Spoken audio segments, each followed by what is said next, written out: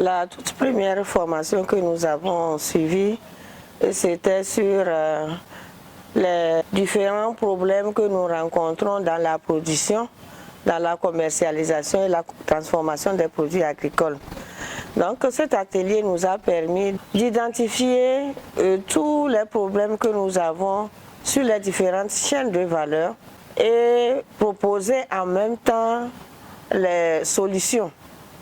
Et une des solutions, c'était la prise en charge de ces problèmes par nous-mêmes et pouvoir faire des plaidoyers pour avoir des solutions à d'autres problèmes.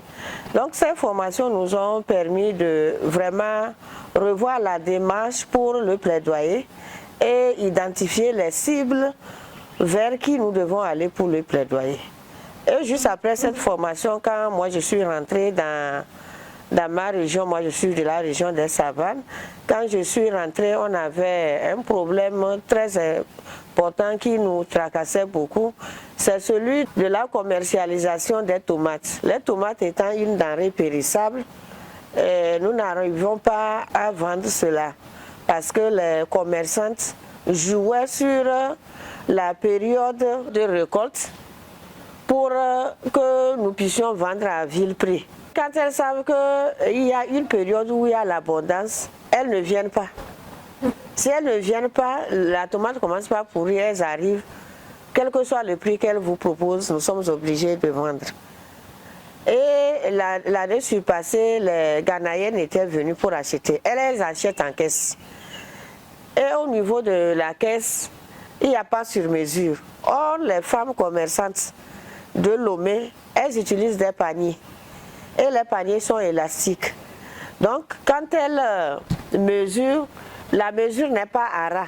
On fait monter la tomate et après on met les paquets de ciment pour couvrir. Donc, c'est vraiment une montagne et nous ne gagnons pas beaucoup quand la mesure est comme ça.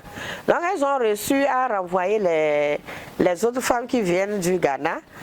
Mais quand nous sommes rentrés, nous avons fait un plaidoyer auprès du maire pour que le maire puisse intervenir parce que nous ne sommes pas une propriété des commerçants. Donc nous vendons des produits et c'est le meilleur acheteur à qui on vend. Donc cela nous a permis, le maire a discuté et a permis que les Ghanéennes puissent venir aussi acheter. Il y a même un site aujourd'hui qui est dédié à la vente de la tomate. Donc les tomates ne s'achètent pas directement sur les sites. Il y a un endroit aménagé où les tomates sont transportées là-bas et les commerçantes viennent acheter. Ça, c'est un des acquis de la formation.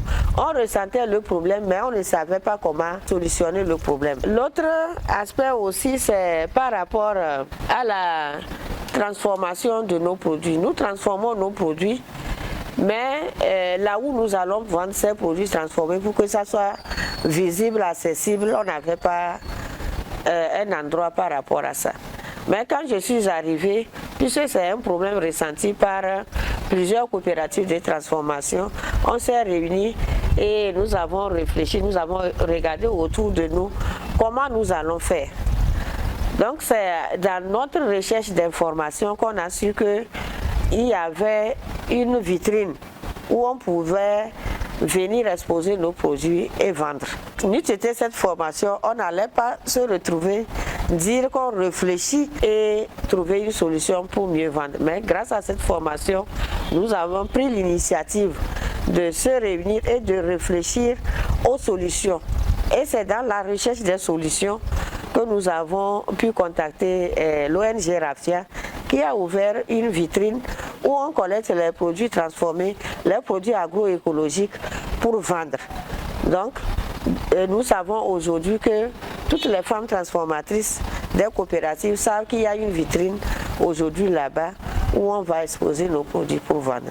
Voilà quelques réalisations que nous avons pu faire suite à cette formation. Également, nous avons fait des sensibilisations pour les femmes qui vendent au bord des rues par rapport à la qualité des produits qu'elles présentent à la population.